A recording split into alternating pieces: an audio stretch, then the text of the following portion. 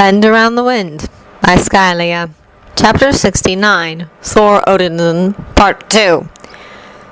Tony felt tenser than in a long while. Well, that was not entirely true because he did have a couple of stressful weeks behind him. But Pepper and Rhodey were his to worry about, and Tony knew them well enough to know what to expect.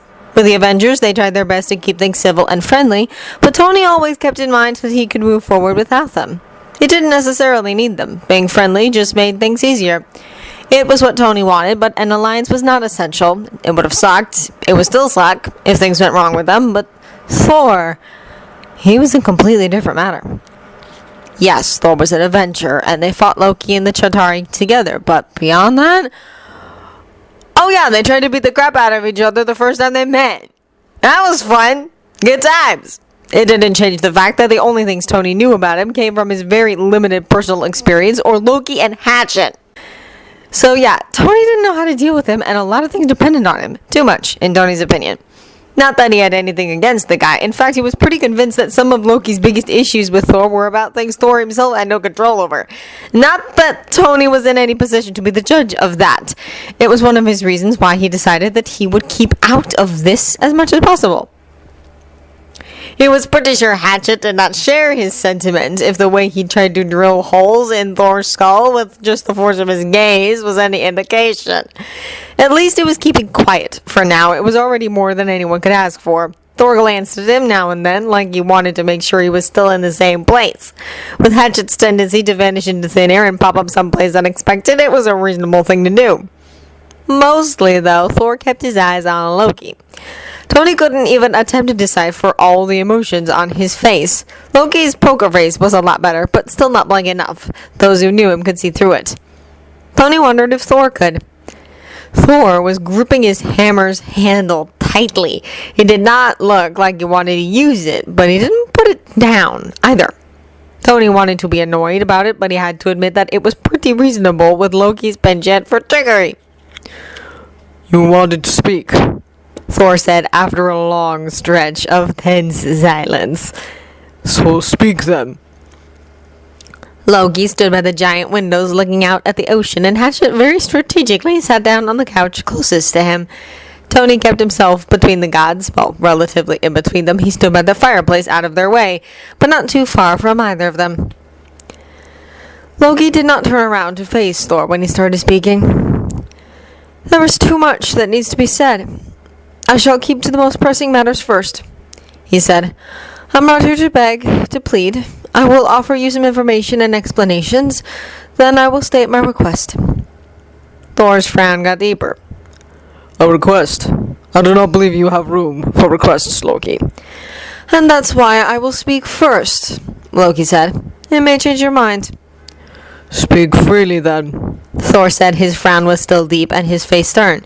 But I am no foolish boy to be tricked by clever words, not any more. Keep that in mind.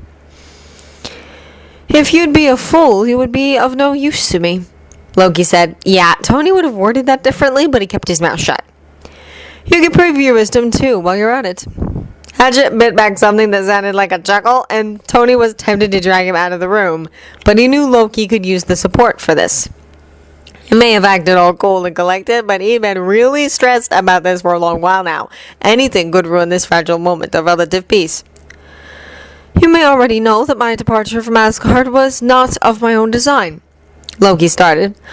I could comment on the fact how easily those brutes broke through Asgard's defenses, but I'm sure you are all suitably angered by it. The magic was to keep you in, and not to keep others out, Thor said. Well, yes, in other words, I was served up on a silver platter, defenseless against an assault. They should not have been able to get into Asgard at all. Now Thor's tone was slightly angrier.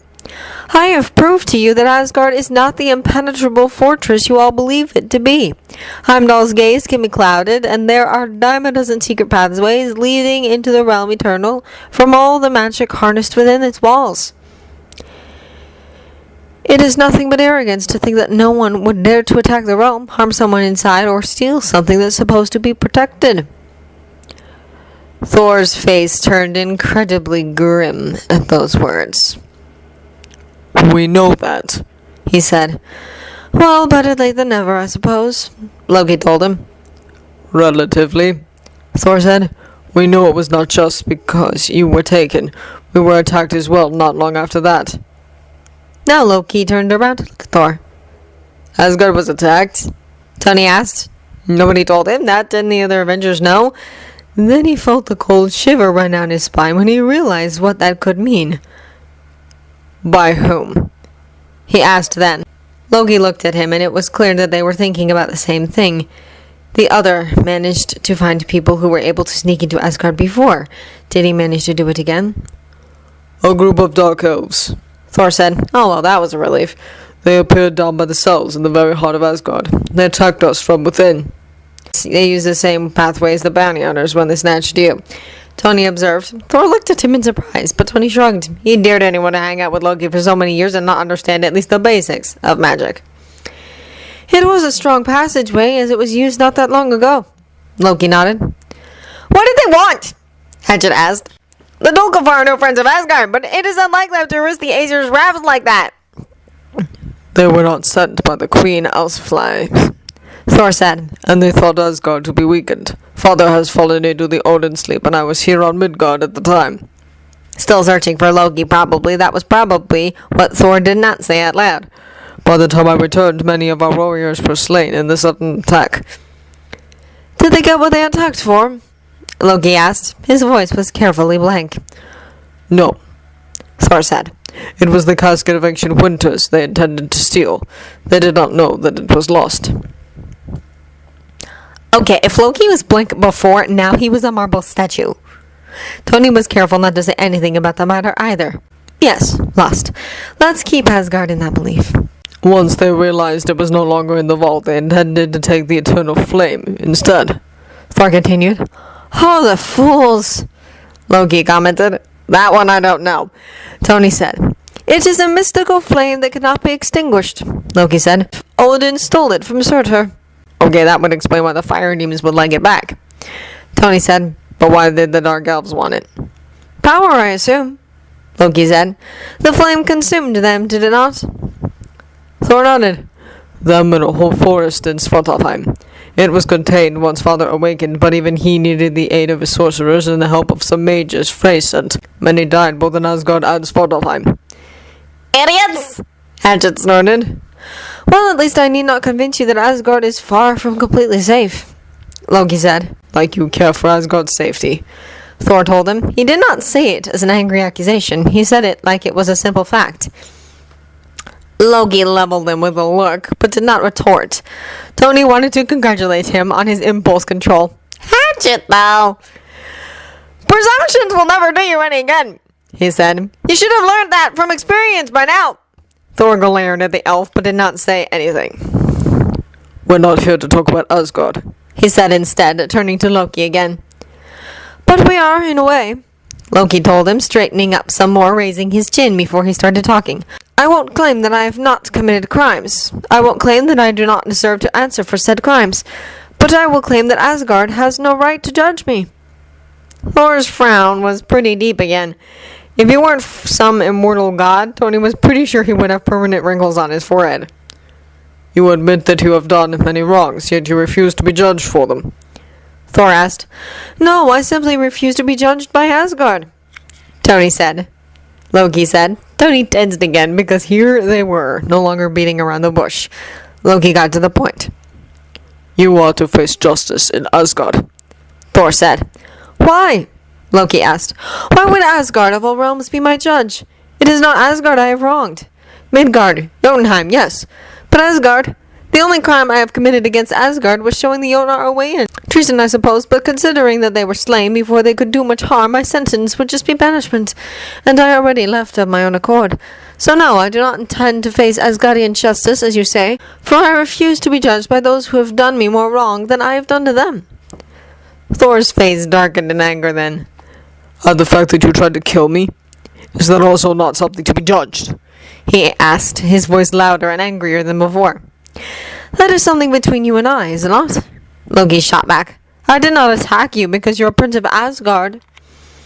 You're only saying that because you know I am not someone to take personal revenge, Thor said. You know I would not kill you, not unless you force my hand. Like you can be forced to do anything, Hadget snorted. It was the wrong moment to interrupt. Thor's face was enraged as he turned to look at him. Silence, wretch! He spat out. He even pointed his hammer at the elf. Hadget stared back at him unfalteringly. Loki looked immediately pissed, too. Okay, time to take a deep breath, everyone, Tony said. Don't make me get the big guys. Loki crossed his arms over his chest and turned to look out the window again. Hadget shrugged and leaned back on the couch more comfortably. Who? Thor questioned. Bruce and a friend of ours you did not meet yet, Tony said. He's not the only friend I want to introduce to you, by the way, but we'll get to that later. Bruce is him? Thor asked. Yeah, Loki just picked him up from New York, Tony said easily. That was deliberate, saying it like it was no big deal and something completely natural. It worked in a way because Thor was wearing his confused face again instead of the furious one. 1 point for Team Stark. Crisis averted. For now.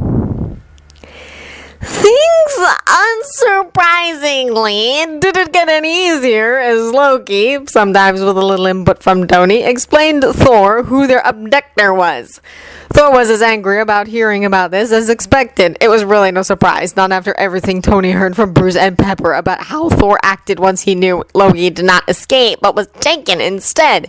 He also did seem a little pleased about the fact that Loki was no longer in alliance with the likes of them. But the biggest issue was still hanging over their heads. Tony knew Loki couldn't go back to Asgard. Not now. Maybe not ever. He agreed with Loki that Asgard, or Odin, had no business to be Loki's judge. Growing up there was what screwed up a lot of things in his head to begin with, and it was true that Loki made no move against Asgard. The Jotnar he let in were doomed to die, and they were just a tool to delay Thor's coronation. He did not actually help them so that they could steal the casket. He did not take the throne by force, nor did he plan to permanently remove Thor from Asgard. He didn't try to kill Thor, but that was personal, an attack on Loki's brother and not the Prince of Asgard. That was something Loki and Thor had to deal with themselves. So yeah, he was getting the whole being judged in your home thing, extradition was fair and all that, but that was just the thing. Asgard was not home for Loki, and he himself was not truly Aesir. Well, more specifically, he was not just Aesir. Yes, they were focusing on details and sort of using loopholes, but it was necessary considering the real reason why Tony didn't want him to be judged in Asgard. The Aesir would not be objective. They did not know yet whether Loki's heritage was common knowledge or not, but even without that big bag secret, Loki's chances for a fair trial were slim to none. What was Loki in Asgard? The jealous, lying trickster that hungered for his brother's position, the cunning snake that betrayed his family, the disappointing prince that rather plunged himself into magecraft than to be a true warrior, like he should have been as a son of Odin. Tony knew how things worked. Odin was the great, the just, with his nice perfect family, and Loki would just be sneered at. Nobody in Asgard would care about Odin's lies, the secrets he kept all this time. They wouldn't care how Loki was driven to madness. They wouldn't care about his side of the story, and that jealousy was far from the only reason for his actions. Thor was the good, the great. So was Odin. And if Loki betrayed them in any way, he was automatically the one in the wrong. Maybe Odin would go easy on him, maybe not. But even so, the best case scenario was that he would be locked up for so long that Tony would not see him again in his lifetime. They couldn't let that happen. Who would judge you then? If you believe so firmly that Asgard has no right, then who does? Thor asked. He was angry again. Loki was still controlling himself, but he looked at Tony more and more like he was the only thing that was anchoring him, like he had to keep in mind why he was doing all this. This was not the best situation right now, but Tony was still touched by that. The ones that I wronged, Loki said. So you want to be judged here on Midgard? I will pay my due to Midgard when the time comes, and until then I will aid Stark in everything he wishes to do for his homeland. Thor looked at Tony at that. Don't look so shocked, Tony told him. Did you miss the fact that we came home together? Loki and I have been a team for a very long time, and that's not going to change. We're in this together. There was that big frown again. You say you stand on Loki's side now? Tony knew that tone because he heard it from others in the past weeks enough. It was the "what did Loki do to you that makes you act like this" tone. He barely resisted the urge to roll his eyes. He knew it was a realistic concern, but seriously, why did people assume that he was either mind-controlled or so weak-minded that he could be manipulated into helping someone he didn't care about? We're on each other's side, he said. Me and him, it's a package deal, okay? I trust him, he trusts me, and we have the same opinion about a lot of things. I've been trying my best to smooth things over so that Loki could stay here, and now he will pay back his debt to Earth. Now Thor's gaze was almost calculating as he looked at Tony. It was a rare expression on him, the way he was trying to figure things out by putting the pieces together. Is that true? Do you agree with what he said? Thor turned to Loki. Yes, of course. Loki answered right away. It was pretty easy to see when Thor finally understood. He still seemed to know Loki well enough to be able to realize what it all meant. Tony was glad despite the words that came out of Thor's mouth next. Tony Stark, I have always considered you to be a fine man and a fine warrior who has shown great bravery and honor in the battle we fought side by side.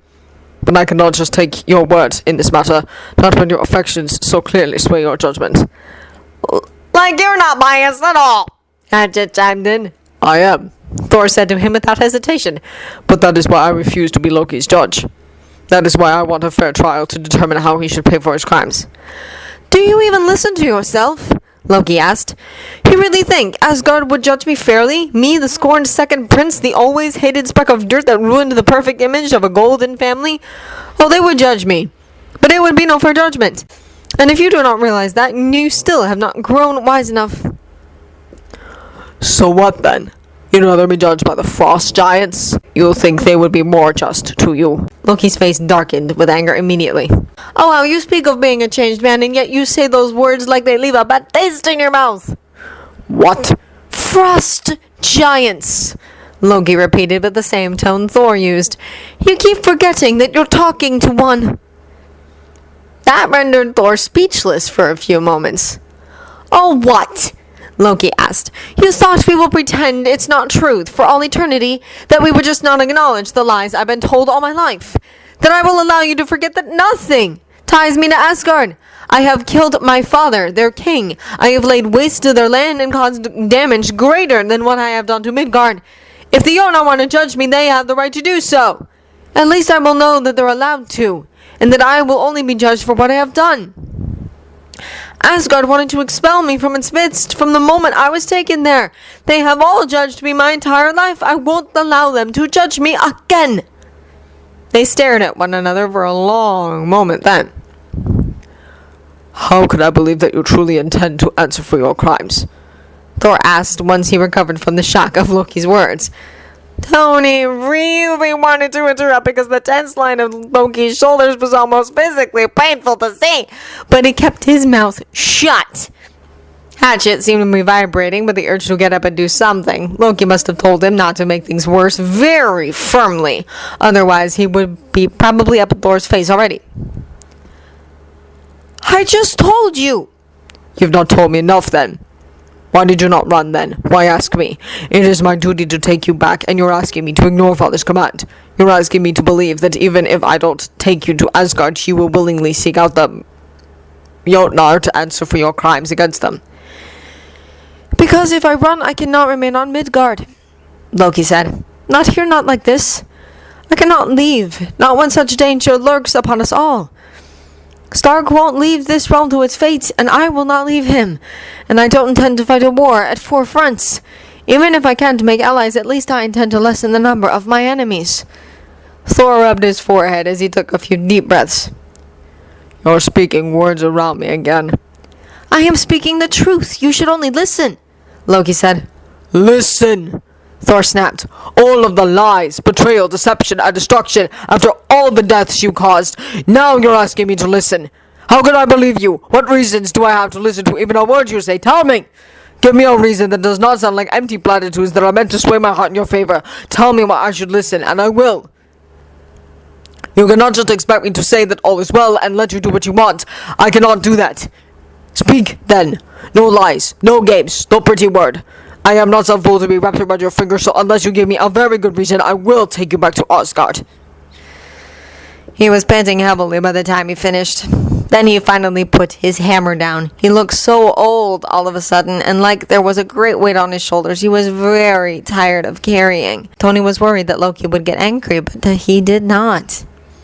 He looked even a little less tense, maybe. Better? He asked. Some. Thor sighed. Feel free to yell some more, Loki offered lightly. Thor huffed. Damn you, Loki, he said quietly. I wish I could just say that all is well, but I cannot. Loki, you have to know I cannot. Aye, Loki answered. There was some silence again after that. Then Thor raised his head to look at Loki again. So many things were on his face at once. There was only one emotion Tony could read clearly. Relief. It's good to see you alive, he said in a small, quiet tone. It was probably the first time since the Bifrost put him down on Tony's driveway that he allowed himself to let his guard down even a little. And now that some of his armor cracked, all who looked could see the tentative hope, the happiness he tried very hard to hide behind anger and determination. Leave us, please, Loki asked. You sure? Tony asked.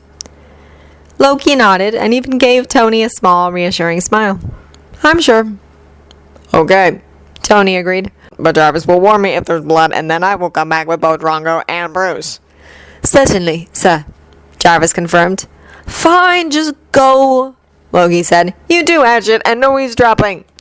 Hatchet huffed, but got up from the couch without complaining. Seriously, Tony wanted to know how Loki did that. Everyone else had to fight small battles with the guy for every little thing. As you wish, the elf said. Just holler if you need me back. Loki nodded. All right, play nice, you two, Tony said and gave the gods 2 thumbs up. Loki rolled his eyes affectionately. Yes, he did. It was a special skill of his, just the way he could be affectionately exasperated. It was a Loki thing. Thor noticed it too, because he was giving Tony an unreadable look again. Oh well, there was no time to decipher that one, so he just followed Hatchet out without another word. He really hoped there would be no blood. Oh hey, how did it go? Bruce asked when Tony and Hatchet walked into Tony's spacious kitchen. It was far enough from the main living room, which is why Tony told them all to wait here. Junior's body language screamed fake nonchalance, but at least B seemed relaxed enough. Well, there were no fratricide attempts, so I think it's going pretty good, Tony answered. You can tell that 2 people have a really bad relationship if the lack of murder is a success, Julia said. P seemed to find that amusing. She had a very warped sense of humor. That's Thor Loki for you, Tony said, not knowing what else to say. But really, how does it look? Julia asked. Is he gonna give in? Hard to say, Tony said. Right now it looks like he wants to, but if they get into an argument again... He trailed off and shrugged. He was sure it was obvious what he meant. This is far from over, Hatchet said. He was frowning. It was a rare sight on him. Even if Thor agrees not to take Loki back at Asgard right away, this won't be a quick fix. This will get much worse before it gets better, if it gets better at all. You're subjective, Hatchet, Drongo said. Anyone can see how much you dislike Thor. Yes, Hatchet answered, not denying it for a moment. And you want to know why? Because he failed at things our brother should never fail at. Making mistakes does not make him the bad guy, Bruce told him. It sure does not make him a good brother either. Hatchet spat. An angry Hatchet was spectacularly bad to have around. And we're all biased, and you're not the only one who would love to kick some asses in Asgard, Tony told him. But that's exactly why we're keeping out of it as much as Loki wants us to. We would make things much worse, even me, and you would definitely make things worse. He would piss Thor off in 2 seconds flat if Loki let him, Junior remarked. Hatchet shrugged. He doesn't scare me. Wouldn't be the first time I took a punch or 2 from the big elf. Loki will let you know if he wants you to interfere. Drongo said. He was right, of course. Exactly. Tony agreed. So we let him handle this. Unless Jarvis says there was blood. I'm done not interfering if there's blood. Sounds reasonable. Drongo agreed. Sweet. A seal of approval from the voice of reason. Let's hope things won't go that wrong, Bruce said. I doubt your living room would survive it. Yeah, no kidding. Tony agreed. And well, it really didn't.